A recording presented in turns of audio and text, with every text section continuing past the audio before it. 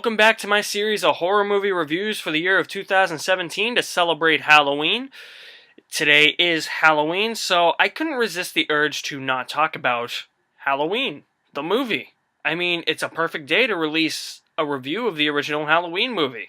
This was my plan all along, so hope you enjoy this review. What's Halloween about? Halloween is a horror film released in 1978, and it's about this kid, Michael Myers, who escapes this mental institution where he was sent when he was 6 years old for killing his sister on Halloween with a butcher's knife. He has escaped that mental institution. He is going after Laurie Strode, played by Jamie Lee Curtis, while also being hunted by his psychologist, Dr. Loomis, played by Donald Pleasance. Halloween proves that John Carpenter is probably the master of horror. This movie has stood the test of time. It is still pretty hard to watch and chilling and disturbing to this day, and this is almost 40 years later.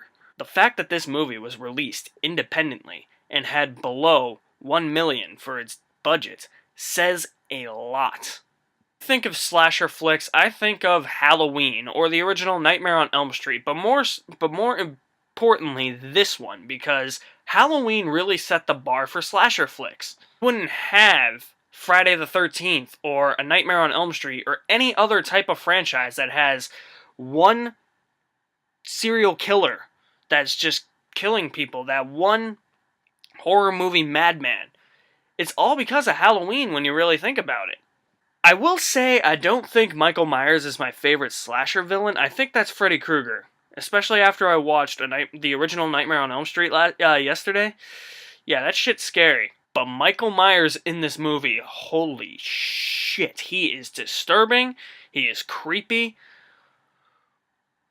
It's your worst fear coming true, basically, on film.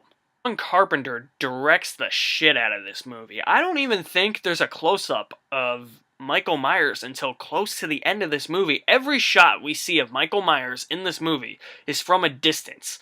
And when it does get a little up close, it's not focused solely on his face. Like, I think the first close-up shot we get is the scene where he kills Laurie's friend in the car, which makes me happy because that friend was annoying.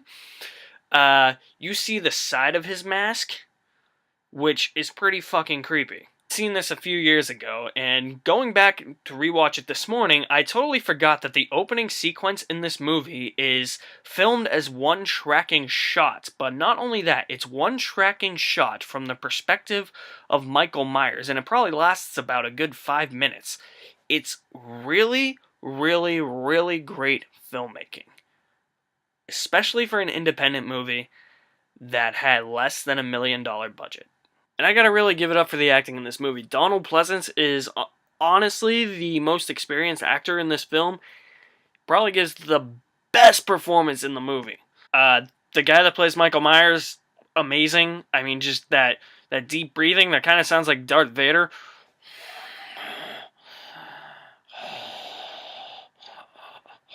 Just him standing there in many scenes, just he's imposing and nerve-wracking. He's just the super creep.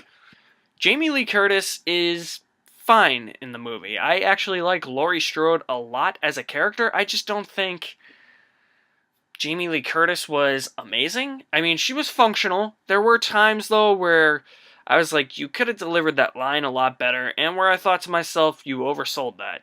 You were trying way too hard, and I get it. She was an up-and-coming actress. I think she was only 18 at the time this movie was made. I mean, I give her credit for trying. It didn't always really work in the movie, but, I mean, she stuck with it. She was afraid she was going to get fired from the movie, and she didn't, and she stuck with it. And I give her credit for that. Actresses that play her friends, though, oh my god, they were bad. It really boils down to my two biggest problems with this movie. These characters, and just the way they're portrayed, because this movie portrays her portrays her friends as sex objects. Like, all they care about is banging the next dude who comes walking on their path, while as Laurie's kind of more of a laid-back, resisted type of person. I don't like this because it's a horror movie cliche now. It's just like, oh yeah, let's hire the hot chicks, have them get naked, and let's put them in a horror movie, because that's what everybody wants. Her friends, their characters are just those type of like rebellious teenagers that all they care about is like they just want to have sex. But it does make for an interesting dynamic though, with the fact that they are so oblivious to Michael Myers being there and killing people, whereas Laurie is so aware because she's not taking part in the extracurricular activities, we'll call them, that her friends are doing. Which makes me all the more happy when Michael Myers ganks them. Their performances in terms of character, actresses, and really their dialogue were weak. Those were the weakest aspects of the movie for me. Yeah, I'm not a fan of Laurie's friends in this movie. The end is very thrilling. Another problem I have with this movie, though, is at the end, if you have not seen Halloween, I'm going to spoil it. So at the end, Michael Myers gets shot 6 times, falls out a window, and is laying there on the ground, supposedly dead. The next second, he gets up, it's off screen, he gets up and he's gone. This sets up a million other Halloween sequels. Why can't we just kill the slasher and just be done with it? Led to about a million sequels. I've actually not seen Halloween 2. I've heard Halloween 2 is actually decent. But I mean, just be done with it. You could have just killed him and just been done with it. We didn't have to deal with all these sequels and trying to figure out whether or not Michael Myers is some like immortal god or something. I mean, here's my thing. There's theories out there that Jason Voorhees is a zombie, which kind of sound a little overreaching, but I could buy it if you sold me. Makes sense to bring Freddy Krueger back in multiple Nightmare on Elm Street sequels because he haunts dreams. But Michael Myers, he's actually like real. So I don't buy the end.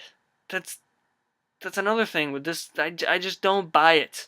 But all problems aside, Halloween is definitely the best slasher flick out there that I have seen. It's definitely the originator. It's the most fun. It's the movie you can watch one day a year on a specific day and just get creeped out for the rest of the day. I am going to give Halloween an A-. Thank you for sticking with me throughout the series of reviews. I had a lot of fun reviewing The Shining, The Exorcist, and now Halloween. I apologize I didn't get to An American Werewolf in London. Really wanted to.